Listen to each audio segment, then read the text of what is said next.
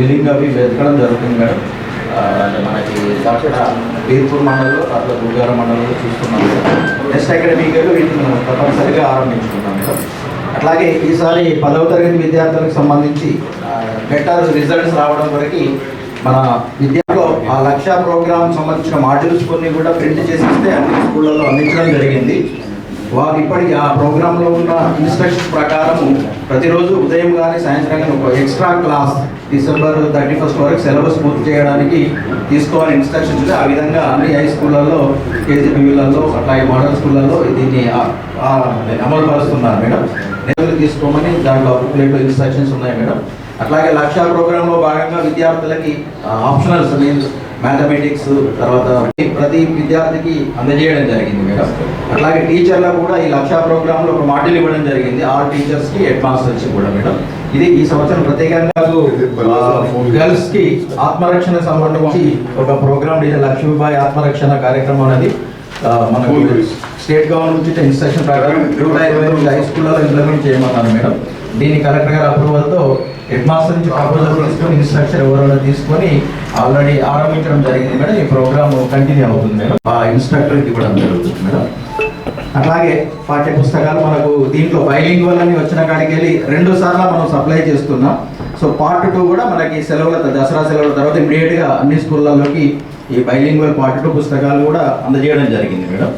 అలాగే ఇప్పుడు ప్రస్తుతం మనకి out of the school children survey జరుగుతుంది మేడం. January 11th వరకు 1 month సర్వే చేస్తున్నాం. బయట ఉన్న పిల్లలను గుర్తించడం, తర్వాత వాళ్ళు మళ్ళీ స్ట్రీమ్ లైన్ చేస్తూ పాఠశాలలో జాయిన్ చేయడానికి, మెయిన్ స్ట్రీమ్ చేయడానికి కూడా ప్రయత్నం జరుగుతుంది మేడం. సర్వే January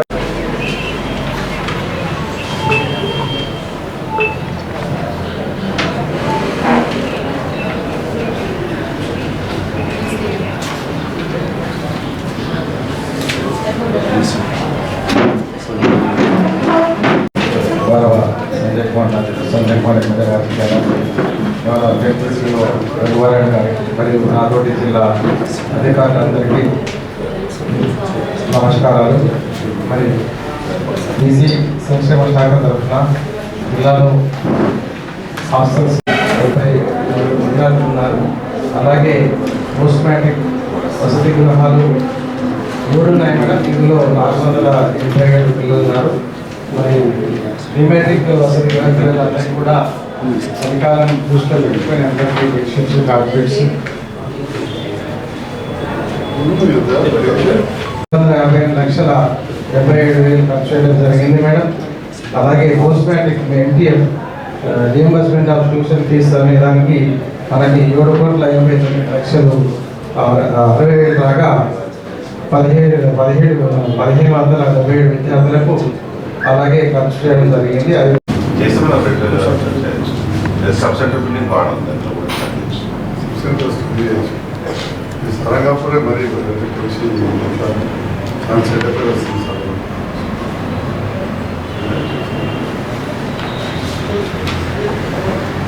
ఎన్నికైన సందర్భంగా ఈ యొక్క స్థాయి సంఘంకు చేయడం చాలా సంతోషం. వారిని సన్మానించుకొని మరి ఫస్ట్ టర్మ్ జైత్యాల నియోజకవర్గ ప్రజలకు చేసిన సేవలను గుర్తించి ప్రజలందరూ కూడా మరి మంచి ఆశీస్సులు అందజేసి మరొకసారి ఎన్నిక చేయడం చాలా సంతోషం. వారి నియోజకవర్గానికి కాకుండా ఈనాడు జిల్లా ప్రజా పరిషత్ కూడా బలోపేతం కావడానికి వారి సహకారం ఉంది.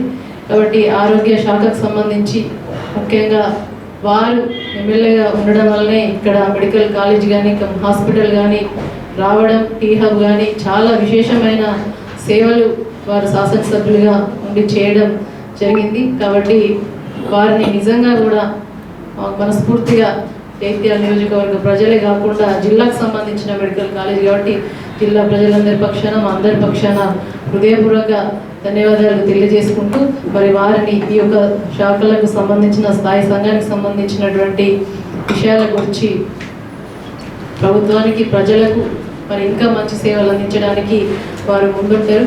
మరి వారిని దీని గురించి మాట్లాడవలసిందిగా కోరుతున్నాను.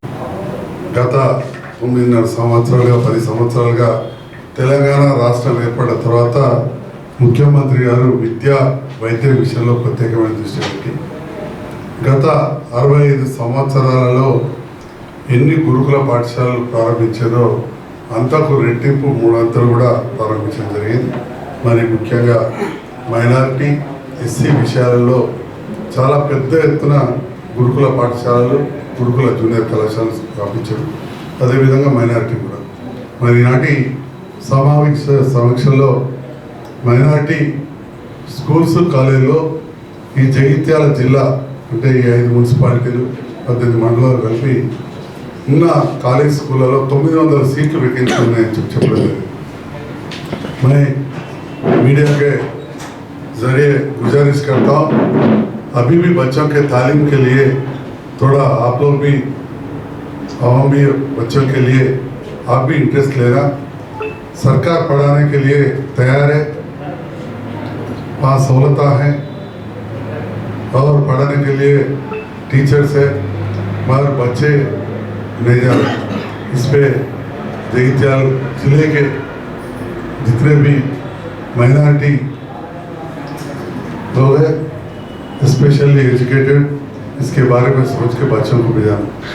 మరి అదే విధంగా బీసీ మరియు ఎస్సీ వెల్ఫేర్ వాటిల్లో దాదాపు మంచిగానే ఉన్నది. కొన్ని సమస్యలు నేను చెప్పాను, అవి తప్పకుండా తీరుస్తామని చెప్పి కూడా తెలియజేస్తా ఉన్నాం. వైద్య శాఖ విషయానికి వస్తే విద్యా వైద్యం అనేది సామాన్య ప్రజలకు ఎప్పుడైనా భారం అయ్యేది. మరీ ముఖ్యంగా వైద్యం.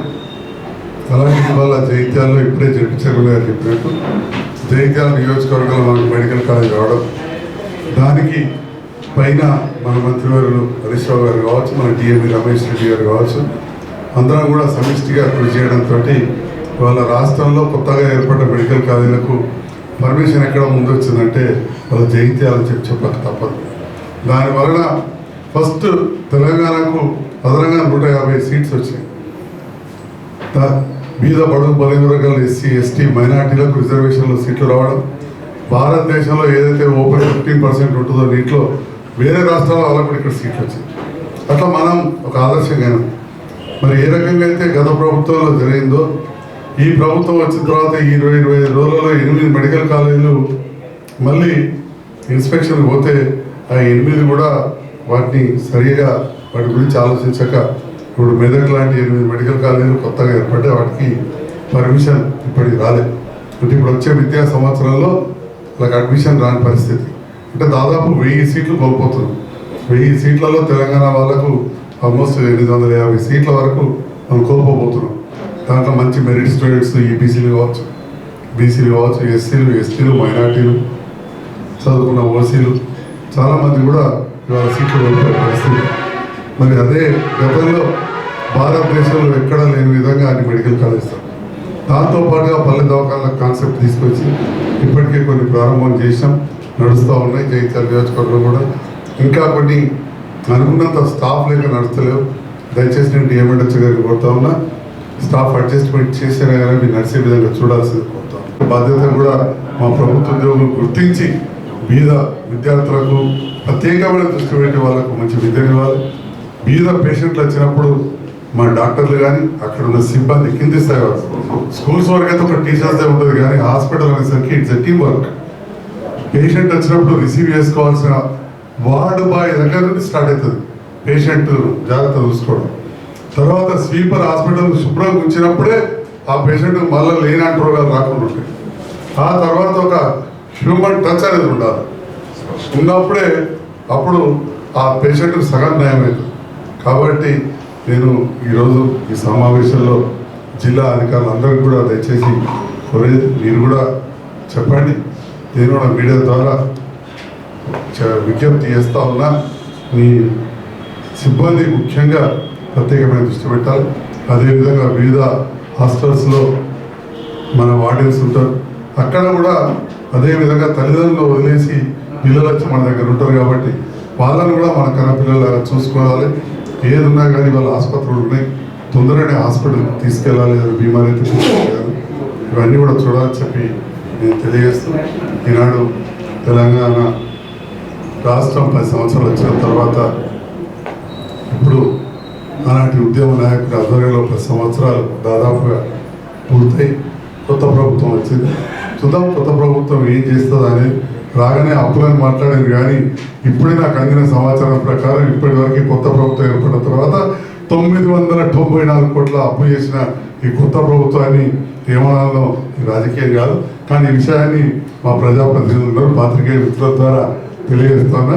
కొత్తగా ఏర్పడిన రాష్ట్రం ఈ కొన్ని రోజులల్లే అదనంగా 994 కోట్ల అప్పు మాత్రం చేసింది. మరి ఇలాంటి నిర్ణయాలు తీసుకొని ప్రజలకు, ఎందుకంటే ప్రజలు ఎన్నుకున్నారు కాబట్టి మేము గౌరవిస్తాం, ప్రజలకు గతం కంటే మెరుగైన సేవలు అందించాలని చెప్పి నేను ఈ మీడియా ద్వారా కోరుతూ మరొకసారి